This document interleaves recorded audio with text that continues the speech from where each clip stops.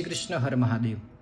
તમે પણ નવું મકાન બનાવો છો અથવા તો નવું મકાન ખરીદવા માંગો છો તો એની અંદર પ્રોબ્લેમ આવે છે, રૂકાવટ થાય છે, વિઘ્ન આવે છે, તો એ વિઘ્ન એ રૂકાવટ દૂર કરવા માટે આજે આપણે એક નાનકડો ઉપાય બતાવવા જઈ રહ્યો છું। એ ઉપાય તમે જો કરશો તો આપનું પણ મકાન બની જશે।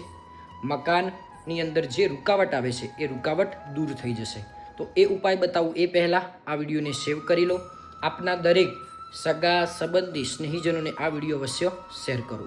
તો ઉપાય કરવાનો છે, મંગળવારે આપના ઘરેથી એક લાલ ઈંટ પાક્કી લેવાની છે, એની અંદર આપણે રામ લખવાનું છે, ભગવાન રામનું નામ લખવાનું છે, અને આપની આસપાસના નજીકમાં ભગવાન હનુમાન દાદાનું મંદિર હોય ત્યાં એ ઈંટ દાન કરી દેવાની છે।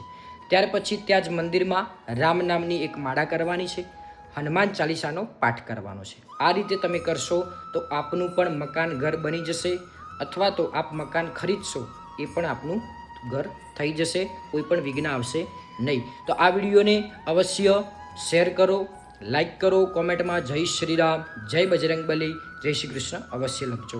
આવી જ જાણકારી માટે આપ અમારા આ પેજને ફોલો કરી લો। જય શ્રી કૃષ્ણ, હર મહાદેવ।